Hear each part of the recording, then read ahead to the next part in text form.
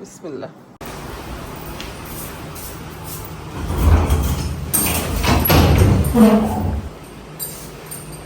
ছুটিগুলো রেখে যেতেছি, ভয় লাগে তো রাতে যদি রাত হয়ে যায় তাহলে মানে এই যে ব্যাগটা সর্দি যাওয়ার সময় নিয়েছিল এটা, তো এটা সাথে করে নিয়ে যাবে। এটার মধ্যে অনেক কিছু একসাথে নেওয়া যায় এই জন্য। তো মেয়েকে, ছোট ছেলেকে, মানে ওরা 3 ভাই বোনকে রাইখে যেতেছি। আমি আজকেই রাতটা চলে আসবো ইনশাল্লাহ, দেখি। চলো, কেমন দেখা যায় না? না ঠিক আছে।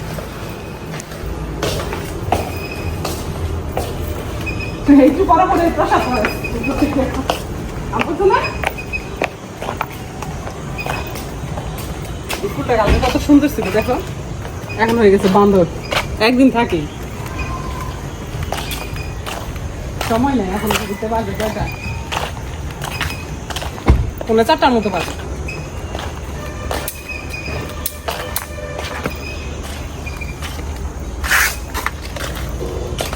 সাবধানে থাকো, খাওয়া দাওয়া করো। এক রাতের ব্যাপার ইনশাল্লাহ, যদি সম্ভব হয় রাতেই চলে আসবো, আর নইলে কালকে আসবো ইনশাল্লাহ। বৃষ্টিতে গাছগুলো এত সবুজ লাগতেছে। আমার ছোট ছেলে আসছে, আইসাই বলতেছে মা চতুর্দিকে সবুজ আর সবুজ, ওইখানে তো আর সবুজের ছোঁয়া নাই।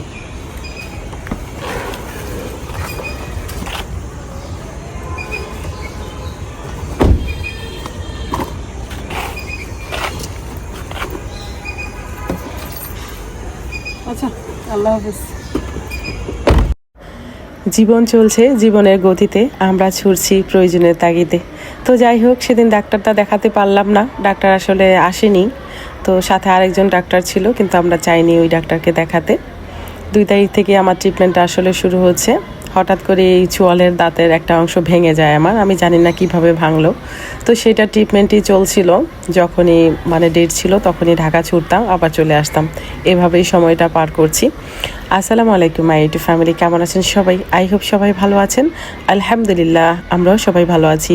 মাই ভিলেজ লাইফ আয়েশা চ্যানেলে সবাইকে স্বাগত। দূরেও কাছে যে যেখান থেকে দেখছেন প্রত্যেককে জানাচ্ছি আন্তরিক শুভেচ্ছা অভিনন্দন।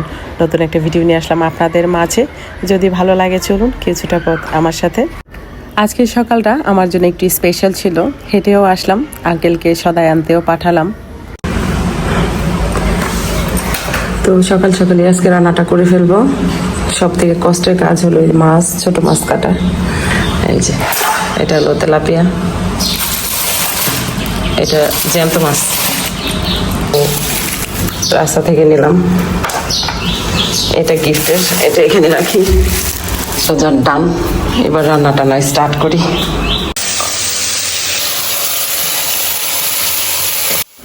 ছোট মাছ রান্না করার থেকে ঝামেলা হলো কাটাকাটি করা। বেশ লম্বা সময় ধরে কাটাকাটিটা সেরে নিলাম।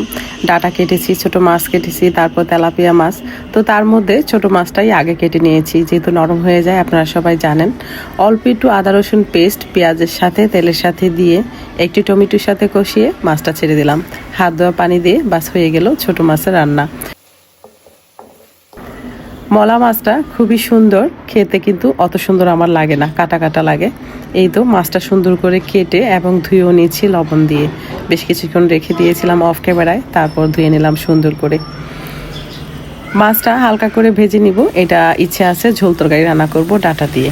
বেশ অনেকটাই ঝোল রাখবো, কারণ নুরের আব্বু ঝোল খেতে পছন্দ করে। তো আজকে মেয়েকে নিয়ে প্রথমে ডাক্তারটা দেখিয়ে আসছিল নুরের আব্বু। তারপর বলে গিয়েছে দুপুরে তুমি যে আলটাটা করো, ওর আলটা করতে হবে। কোনো কিছু খেলে আসলে হজম হয় না মেয়েটার, এমন হচ্ছে একদমই খেতে চায় না। মাশাআল্লাহ, আমার তরকারি কিন্তু ডান। কারা কারা পছন্দ করেন এভাবে টেলটেলে ঝোল তরকারি বলেন তো? তো এটা তো ফুটন্ত পানি, গরম পানি। এখন তো মেয়ের ফুটায় খাওয়াইতে হয়। আর এখানে উস্তা, মলা মাছ, এখানে ডাটা দিয়ে তেলাপিয়া মাছ, এখানে তো ভাত। আর যে ঢাকার রাইস কুকারটা নিয়ে আসছি, কারণ এখানে তো রেগুলার ইউজ হবে না। একটু ভাত খাবো। গল্প গল্প করে জীবনের গল্প দেখলাম অনেকেই। দৌড়ায় মেয়ে, দৌড় দৌড়, তাকাও। আম দেখো দেখো টোকাও খেয়ে খাবার জিনিস সেলফি স্টিক হলে দূরে যায়, এখন তো হাতে না। হাতটা একটু টাইম না আমাকে।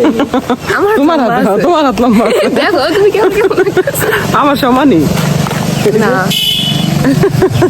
আমি শপথ। এটা আমার আব্বার হসপিটালে এই রুমে নাকি আব্বা থাকে, মানে থাকে বলতে কি বসে।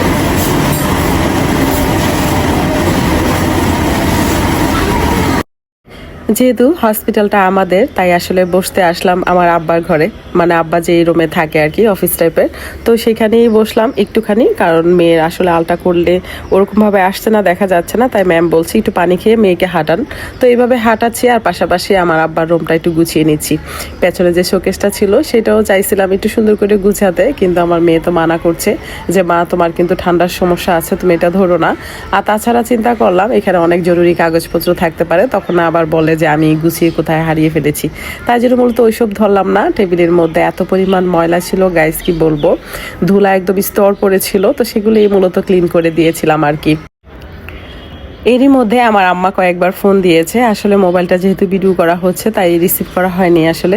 তো যাই হোক, আম্মাকে পরবর্তীতে কল দিয়েছি, আম্মা বলে যাবার পথে দেখা করে যা বাড়িতে। তো যাই হোক, এখন বুকটা ফেটে যাচ্ছে, কারণ আজকে আমি চলে যাব। আজকে 20 তারিখ, কথা ছিল 22 তারিখে পরীক্ষা শেষ, কিন্তু পরপর পরীক্ষাগুলো নিয়ে নিল, মানে একদিনে দুটো করে। তাই মূলত আজকে 20 তারিখ আজকে চলে যাব। বয়স দিচ্ছি আর ভেতরটা ফেটে যাচ্ছে, আমি জানি না কেন। তরকারি, মোলাম তরকারি, এই যে ডাকনা খোলা, গোস্ত, গরু গোস্ত নাকি না খাসি জানি না।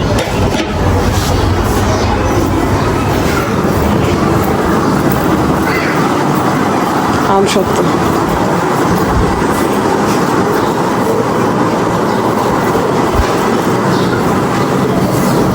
মাছি বসে আছে।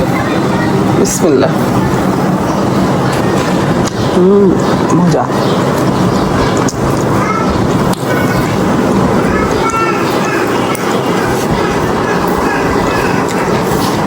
সব খোলা টোলা।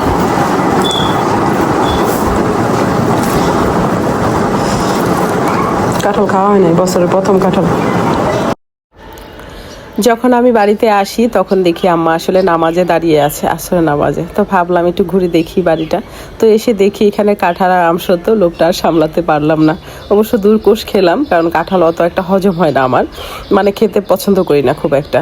কিন্তু আম সত্য তো ওয়াও, কি যে মজা লাগছে বলার বাহিরে, খুবই মজা। আর মায়ের হাতে টেস্ট তো সবাই জানেনি। তো যাই হোক, খাওয়া শেষ করে যে বারান্দায় বসে থাকবো, কারণ তখনও যে দেখি আম্মার নামাজ হয়নি। তো বসে বসে দেখছিলাম আমাদের বারান্দার সামনে কিছু গাছ আছে, সেই আমগুলো হয়তো আম্মা সেল করে দিয়েছেন, তো সেগুলো পেরে নিচ্ছে লোকেরা, সেটাই বসে বসে দেখছি, কি আর করব। পাখাটা অন করে রেখেছে যেন শুকিয়ে যায়। তো এই যে আম গাছগুলো দেখছেন, প্রত্যেকটার মধ্যে খুব সুন্দর সুন্দর আম হয়েছে, তবে মিডিলে যে গাছটি আছে সেটার আম সম্ভবত সেল করে দিয়েছেন। তো সেইটাই দেখছিলাম বসে বসে, আর ভাবছিলাম কখন নামাজ শেষ হবে বাসায় যাব, কারণ মেয়েকে রাস্তায় নামিয়ে দিয়ে এসেছি গেটে। আমি বলেছি তুমি যাও, আর ও আসতে চায় না কোথাও আসলে, সেই জন্যে। তো আমাদের বাড়িটা আসলে খুব একটা স্মৃতি নেই। অনেক আগেই দোতলাটা করেছেন, আমার বিয়ের ঠিক পরপর 2003 সালে মেবি, কিন্তু তার আগে যে একতলাটা, সেটার মধ্যে আমার স্মৃতি বেশি।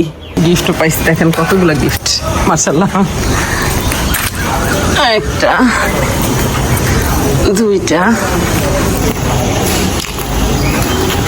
তিনটা, এই হলো চারটা। আর এটা বাবার বাড়ি গেছি ডাক্তার দেখে আসার পথে, আম্মা দিয়ে দিচ্ছে এগুলা, সাথে এই জামারগুলা একসাথেই করে ফেলি। এই যে একটা পড়ছে, সবসময় পড়তেই থাকে, মানুষ নিয়ে যায়।